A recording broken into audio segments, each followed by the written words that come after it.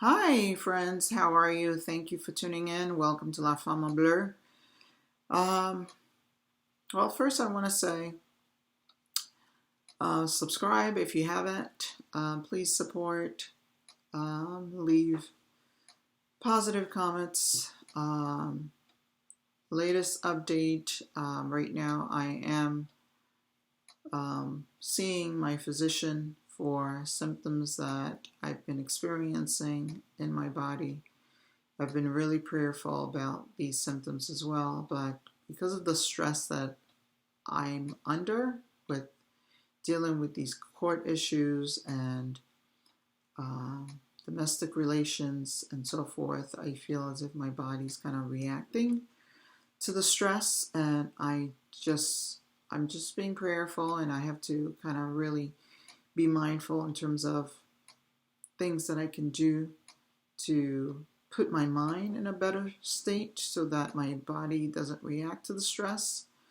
So, if you do believe in the power of prayer, please keep me in your prayers. And I truly, truly do appreciate you.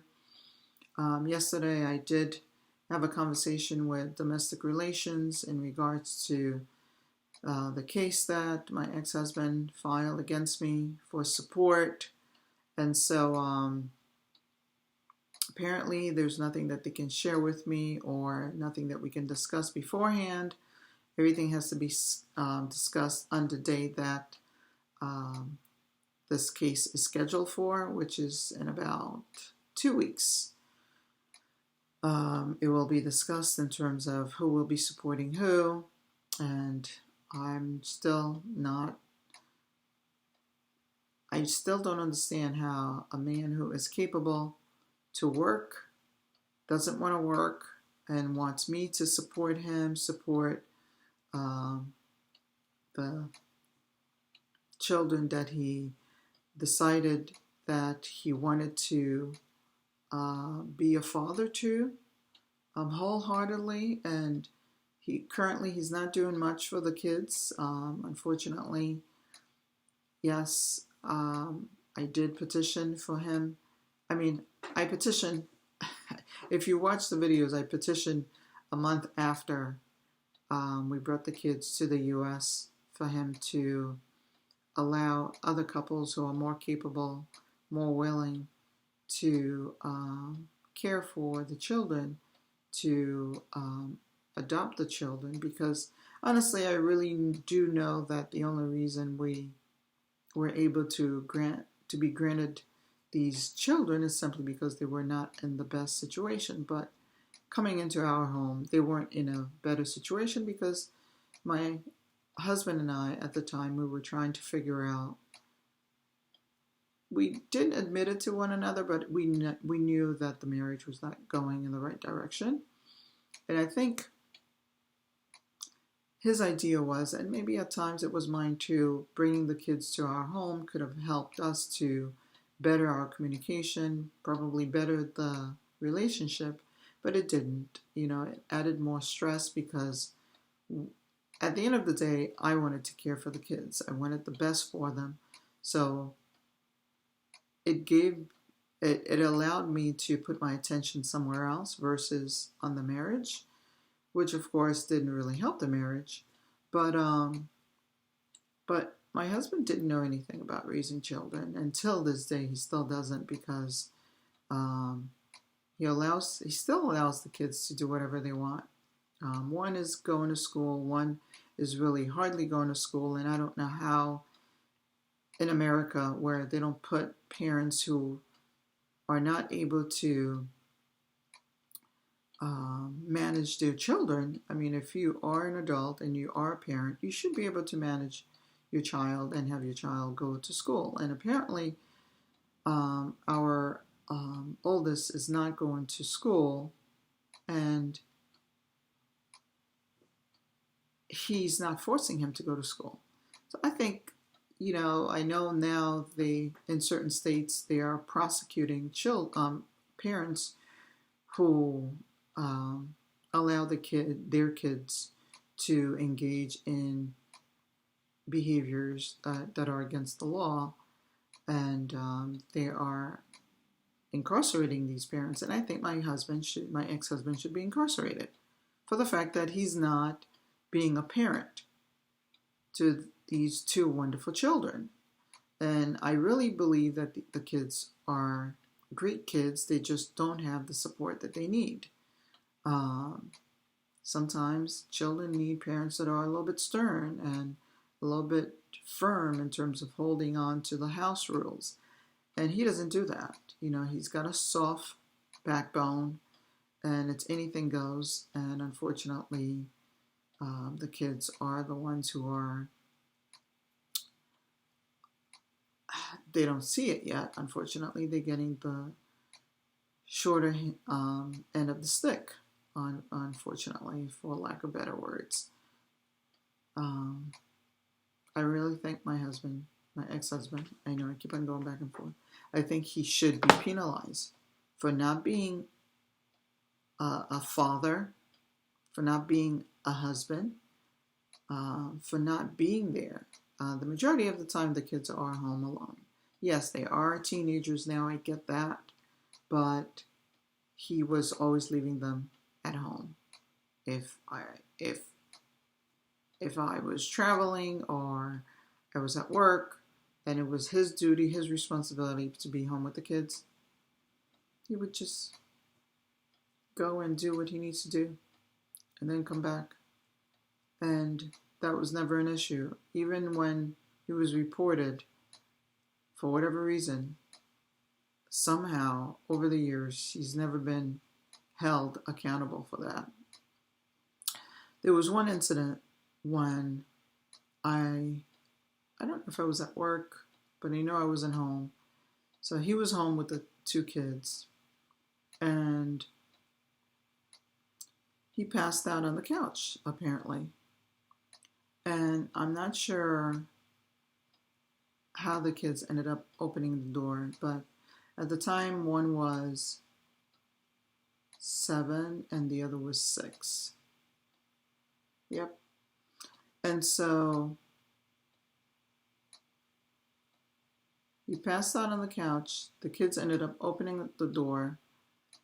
They went outside, and once you go outside, you can't come back into the home.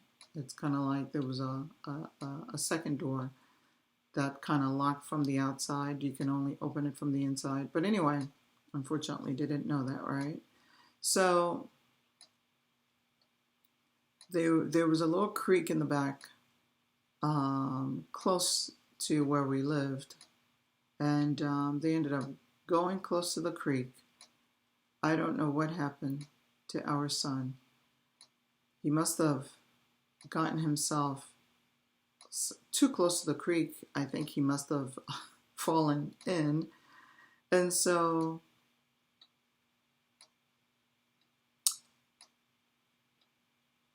and I don't have all the details, but all I recall was that part of the story was our daughter came back and she ended up waking him up, where he had to run outside, find out where our son was.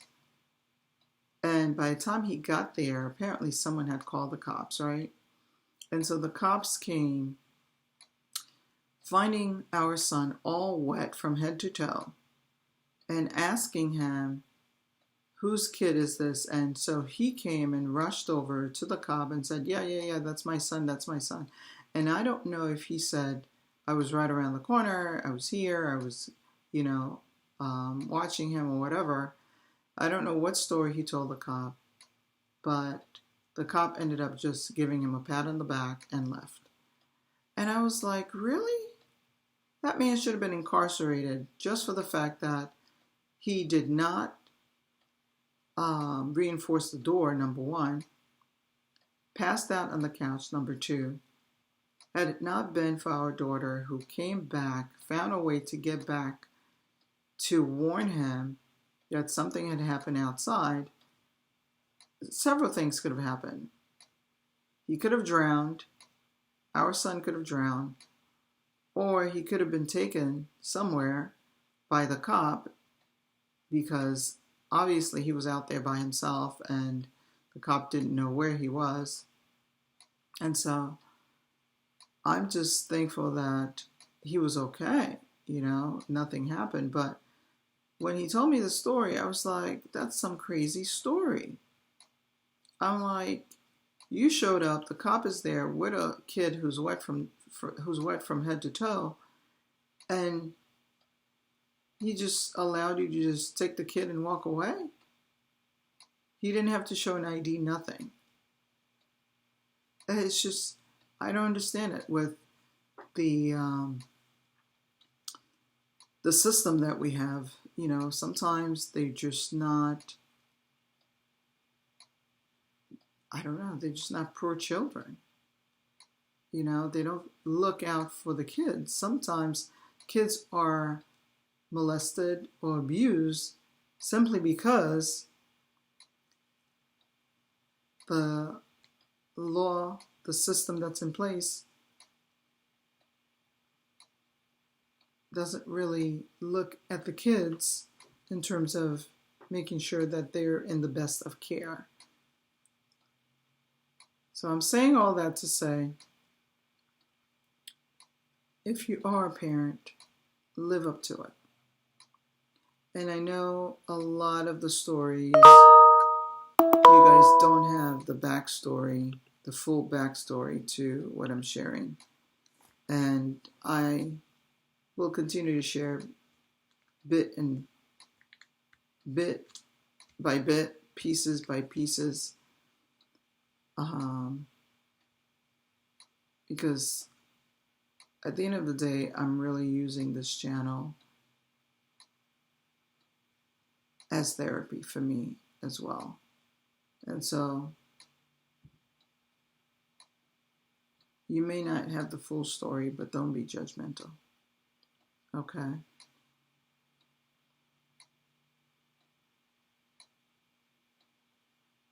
Don't be judgmental.